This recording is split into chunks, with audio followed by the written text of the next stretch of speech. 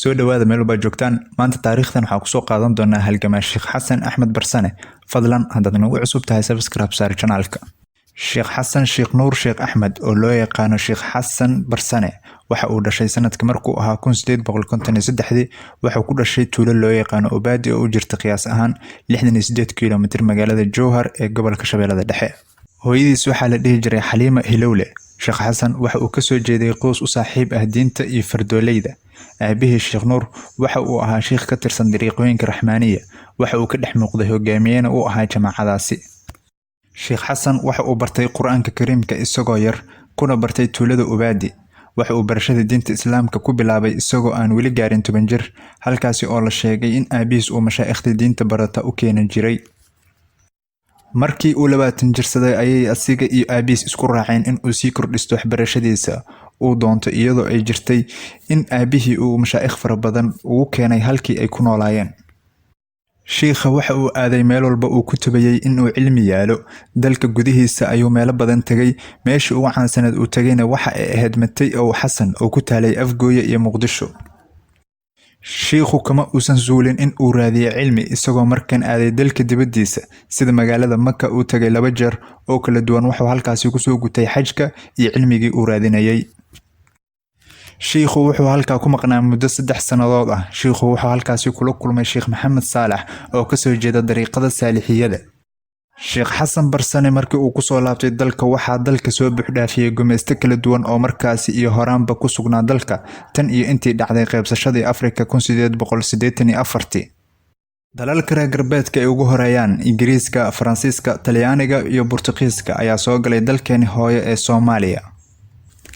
sheekhu waxa uu ka biyadiiday in uu ku hoos noolaado gumeyste isagoo dhowraya sharafta diinta iyo dalka.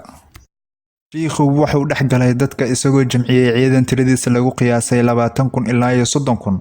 tababar dheer iyo wacyigelin kadib sheekha iyo ciidamadiisa ayaa u kacay difaaca dalka iyo diinta. waxa ay la kulmeen hanjabaad iyo hunjuum kaga imaanayay dhanka gumeystaha Talyaaniga iyagoo markaasi haystay dhammaan koonfurta Soomaaliya iyo Itoobiya oo ahayd dalka kaliya ee Afrika kana qayb qaatay dalalka Afrika ee Baarliin 1884.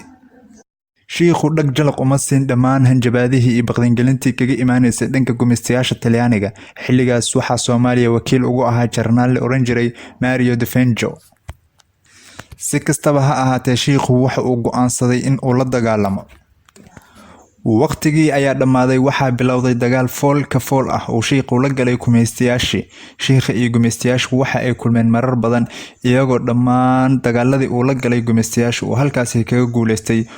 waxaana dagaaladii uu sheekha la galay gumeystayaasha ugu caansanaa dagaalkii Buulo Barde oo dhacay 1922 iyo Ceeldheer oo dhacay 1923, Hilweyn oo dhacay 1923, Jalayaale oo asagana dhacay 1924 iyo Hareeriile oo asagana dhacay 1924. Sheekh Xasan Barsane waxa uu ku caanbaxay inuu ciidanka ka barbar dagaalamo isagoo dhiirin geli jiray una sheegi jiray waxyaalaha haddii ay ku dhintaan iyo haddii ay ka badbaadaan ay helayaan. dagaaladii faraha badnaa oo uu la galay sheekha waxa uu ku laayay rag fara badan oo ka tirsanaa gumeystayaasha oo isugu jiray saraakiil iyo dabley. gumeystayaasha ayaa ka faa'iideystay maqnaanshaha ciidamada sheekha oo markaasi ku maqnaa dagaalo dhinaca Hiiraan ayaa dhabarjabin kadib waxa ay hareerayeen xarunta sheekha iyagoo adeegsanayay hubka xilliga ugu caansanaa lana yimid ciidamo fara badan oo ay ka wadeen dhankaasi iyo reer galbeedka iyo weliba kuwo kale ay ka soo kaxeeyeen dalal kale ay gumeysan jireen kuwaasi oo ahaa calooshood u shaqaystayaal sida ku cad buugii uu qoray Mario De Fengio oo lagu magacaabo Originato da Impero. kadib sheekha waxa uu u gacan galay cadowga waxa ayna ka dalbadeen in uu ciidamadiisu ku amro in ay isdhiibaan. waa uu ka biyadiiday. si kastaba ha ahaatee gumeystayaasha ayaa akhritaankii ku guuleystay in ay qabtaan oo ay xabsiga dhigaan Sheekh Xasan Barsane sanadka markuu ahaa 1924. waxaa sheekha lagu xiray xabsiga loo yaqaan Gaalshire iyadoo markaasi maxkamadda gumeysiga ku xukuntay 30 sano oo xarig ah oo ay u dheertahay shaqo adag iyo jirdil. si kastaba ha ahaatee haddana gumeystaha ayaa ku qanci waayay in ay xabisaan kaliya waayo Sheekh Xasan Barsane ayaa ahaa caqabadii ugu weyneed ee gumeystaha Talyaaniga kala kulmeen koonfurta Soomaaliya. iyadoo aan badhihi karna shiikha waxa uu ahaa quwadda keliya ee dagaalo waaweyn kaga hortimid Talyaaniga ayaa 3 sano kadib waxa ay haddana isku dayeen in ay dilaan shiikha iyagoo ay u suura gashay sanadka markuu ahaa 1927 iyadoo markaasi ay gumeystayaashu ku xireen meel god ah oo aanu ku filnayn inuu fariisto. Godkaasi ayaa waxa uu lahaa kaliya meel yar oo shabaq camal ah uu xoogaa wax yar neef ka qaadan jiray. intaas kaliya ugumeysan simin haddana waxa ay ugu dareen in ay sun ku buufiyaan qolkii uu ku xirnaa, waxaana amarkaasi bixiyay Kabeelo sida uu xusay Maxamed Cabdi oo ka mid ahaa 3 nin ee loo adeegsaday in ay fuliyaan falkaasi. ugu dambeyntii shiikha ayaa u geeriyooday suntii sida ku xusan Orzineta Ambero. shiikha wuxuu dhintay taariikhdu markay ahayd 13 Janaayo 1927 waxaana lagu duugay qubuuraha Sheekh Suufi oo ku yaala agagaarka madaxtooyada Soomaaliya, waxaana markii dambe loo qaaday uu hadda ku aasan yahay degmada Chilayaale oo markii hore shiikha xarun u ahayd. intaas ayaa kusoo ganaanudeena taariikhdii koobneed ee ugu hadleynay halgamaa Sheekh Xasan Barsane. fadlan haddaad nagu